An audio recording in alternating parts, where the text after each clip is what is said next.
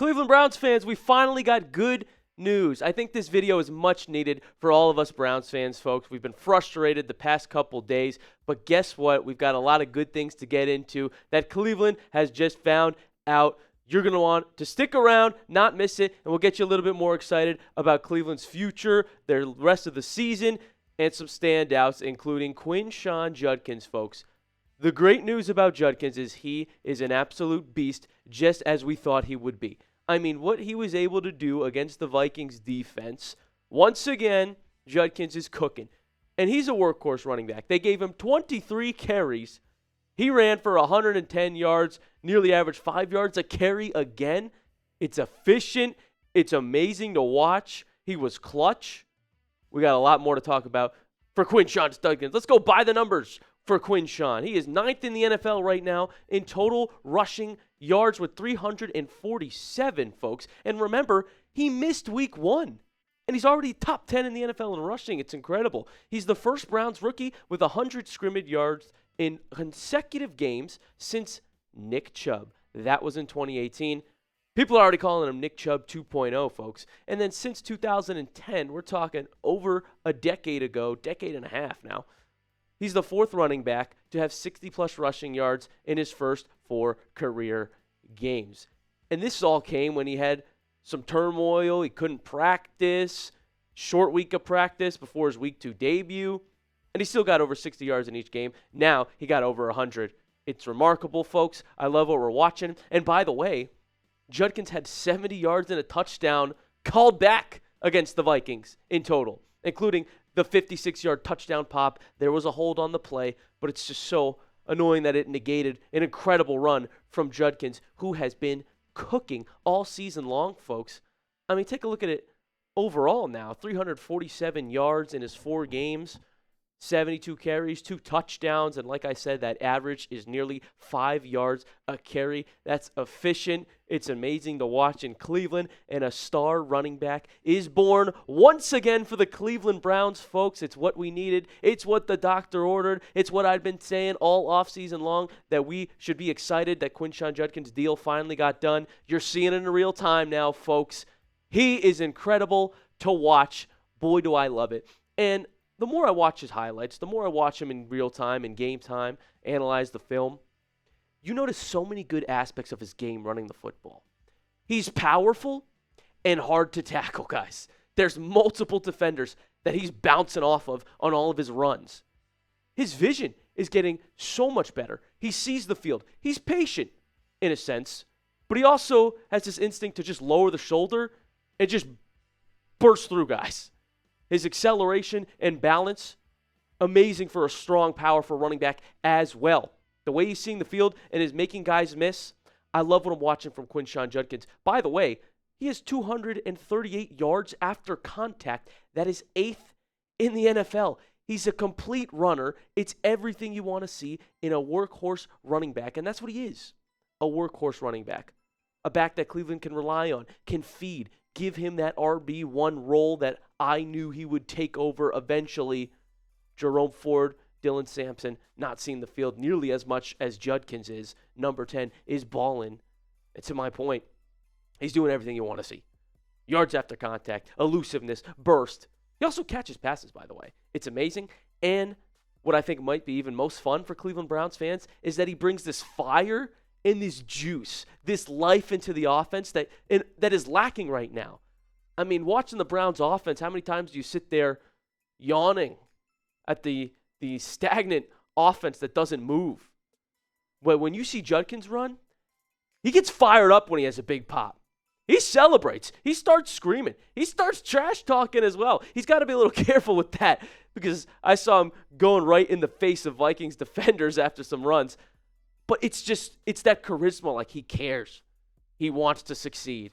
And when he does, he brings that energy into the Browns offense. It's the life, the light that we need in Cleveland, folks.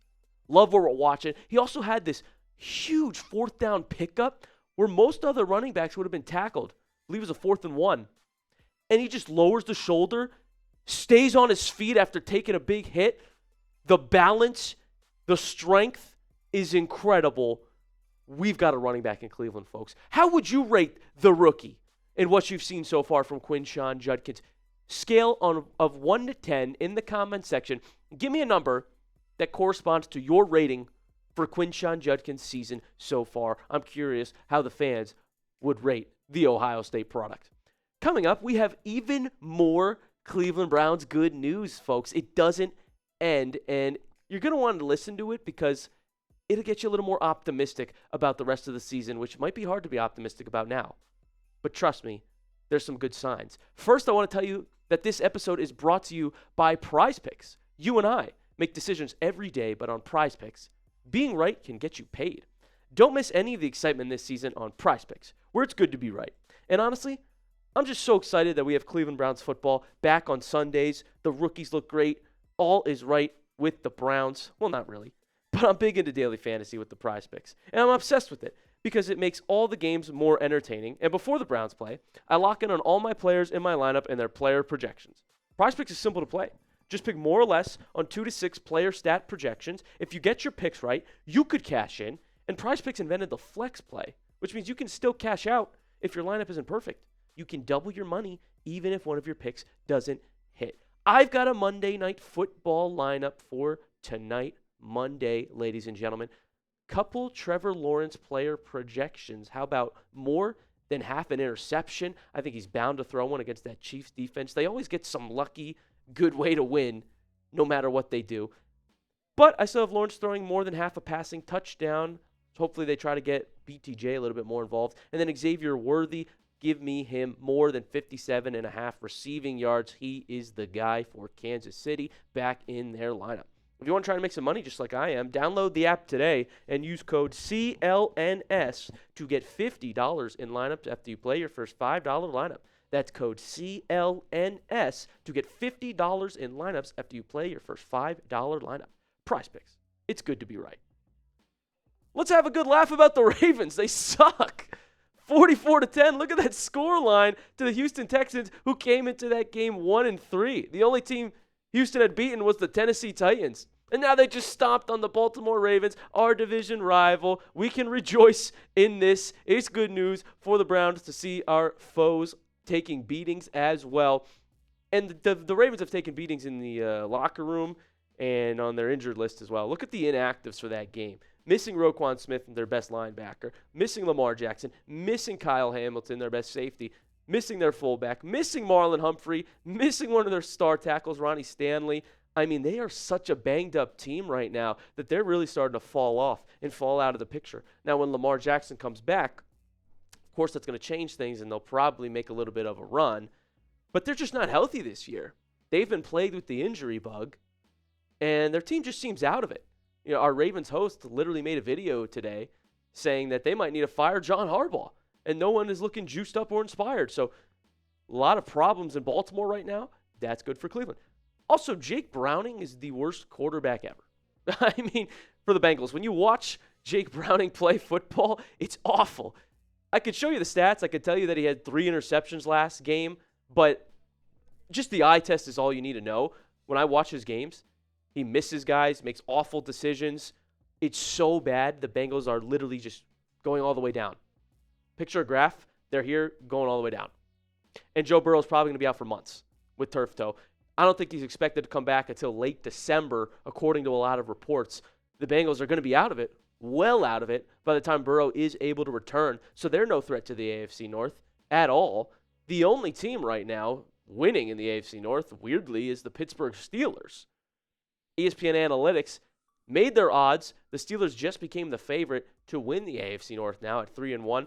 They are 62.5% chance to do so. They have the Browns still in it, 4.5% chance, but that's pretty low. Should be a lot better if we had won a couple more games. I'll get into that. But the Steelers being number 1, I don't think that's something to sweat over. They're fraudulent. They always are. A 40-plus-year-old Aaron Rodgers is going to lead a team into the playoffs. Maybe barely, but they're no threat to anybody at all. They do this every single year. If you guys have been watching AFC North football, you know that it's the same thing all the time with the Pittsburgh Steelers. They just take up wins and do absolutely nothing with them. How many times are they a 9, 10-win team, just over 500, wild card team, lose in the first round, make absolutely no noise, do absolutely no damage? We destroyed them in 2020 in that playoff game. It was so electric. They do it all the time. It's kind of annoying because they just take up random wins that they're just never going to do anything with. They'll barely make the playoffs and then lose. So they're not going to do anything. They're not a threat. And guess what? The Cleveland Browns play the Steelers twice more. We haven't played them yet this season. So next week against Pittsburgh is a massive game for the Browns. You win that football game, and you're right back in the race. I don't think you understand, guys. If we beat Pittsburgh in not only one game, but two would be massive. But if we beat them right here, it gives us the head-to-head over them for the time being. We're only 2 games back of first place. And beating the team in first next week would be massive. They are not a great team. They're not a special team by any stretch of the imagination. This makes next week so imperative. Make sure you tune into our watch party. We'll be live for it, getting fired up for the Cleveland Browns, who need a win, who are hungry for a win after a close, heartbreaking loss to Minnesota. Don't write us off yet, folks. In fact, like the video right now for good luck against the Steelers, because by goodness, do we need it. It's such a big game. If we win it, the talk changes around Cleveland. All of a sudden, everybody's right next to each other in the AFC North, and I just showed you there's a fall-off coming for a lot of those teams. So it's like it went from one of the best divisions of football to one of the worst all of a sudden. It's open. If there's any time for Cleveland to be allowed to have some early struggles in the AFC North, this would be the year for it. And the Browns have a lot of good aspects on their team, guys. It's not like we're a bad football team. We're losing close ones. We're beating ourselves in a lot of them, too. There was so many turnover issues through the first 4 weeks. Thankfully, Gabriel didn't turn the ball over at all last week. But some of the positives for Cleveland, they've had the number 1 ranked defense through the NFL through 5 weeks. That's a stat. Total defense, rush defense, they've been the best in the league. And you can't ignore that. Defense wins championships. They have an unbelievable rookie class, folks. This is where I give credit to Andrew Berry. Because some of the guys they've drafted, Mason Graham, Carson Swessinger. Oh, boy, Swessinger with 11 tackles. He was everywhere on the field, flying to the football. We've got a couple stars on defense. Obviously, you got both quarterbacks, Shedeur Sanders and Dylan Gabriel. Hopefully, one of them can win football games for your team. Harold Fannin Jr. made an amazing impact. Isaiah Bond, he's the wide receiver, too, for Cleveland, folks. He's emerged as that role, and he looks pretty good. Quinshon Judkins, I showed you how great he is, the good news surrounding him. Credit the GM for this draft class, the signings of Isaiah Bond after he went undrafted. Love what I'm seeing from Browns young players, meaning they'll be able to do this for years to come. And later in the season, as they get more and more reps, it's going to make Cleveland dangerous, folks, as that schedule gets easier. And then finally, we beat the Packers. Nobody thought we could. They had the 4th highest Super Bowl odds in the NFL, and we stunned them 13-10, a miraculous victory. I mean, there's games that we should have won that we didn't win. But the game that we shouldn't have won, we won. So at least we have one win against a really good football team. It tells you that you can at least beat some of the opponents coming up, such as the Titans, the Bears, the Jets, awful teams that are still on Cleveland's schedule this year, guys. And we should have beaten the Bengals. Let's be honest. Any way you look at that game, it's like every single thing the Browns did wrong at the end cost them. The missed kicks, punting the ball after the Bengals punted the entire 4th quarter. I mean, I don't even want to get into it because if you really go back and think about it, there's like 0% chance that the Browns should have lost that game. We also had the Vikings game won as well, in our laps, in our hands. And we let it slip away in the last 3 minutes. Combination of bad clock management, coach play calling, and the defense just let it up at the very last second. So we should be 3-2 in a different world. In a world where we close games, where we do one play better, where we put up 3 more points. Like, it's just our offense can't score at the right time. That really is the issue. Our offense is just so bad. Can't put up 20 points for the life of them. Yet, even still, we should be 3-2 with that fact. So imagine, as we start to go a little bit better, we start to develop, and if we had just won the games that we should have, imagine the talk about the Cleveland Browns right now, where they'd be in the AFC North with just one more win if we did beat the Bengals as we should have. We still play Baltimore again. We still play Cincinnati again in a division that I just showed you is wide open. Imagine what could be right now through the first 5 weeks and what can be the next 12 weeks, 13 weeks going forward, folks, as the schedule gets better. So Cleveland, do you still believe? Is it still believe land? Please, show us something, Browns. Have you given up on the season, or do you still believe? Type Y for yes if you still have some hope, some optimism for the Browns going forward for the reasons I've presented above. If you're done with the season, look, I don't blame you. We've been here many times before as Browns fans. You can type N for no if you're already out on the Browns season. But it's early, folks. It's easy to overreact after game after game after game. And like I said, imagine we beat Pittsburgh next week. Think about what the media is going to be saying when Cleveland beats the division leader who's really close to us record-wise. Do you still believe land? If you're watching right now, you're a diehard Browns fan. We thank you so much for tuning into the channel. Please do subscribe. Go over to X and follow me at Joey070. We can chop it up over there about some more Browns things. I also post some funny memes on there. You're not going to want to miss those. But thank you, Browns fans, for tuning in. Hopefully, I was able to shed some light on the Browns season for everybody, give you a little bit more of a positive feeling this Monday evening going into Monday Night Football. And we thank you all for watching. Thank you for tuning in to the Browns Report, and we'll see you soon.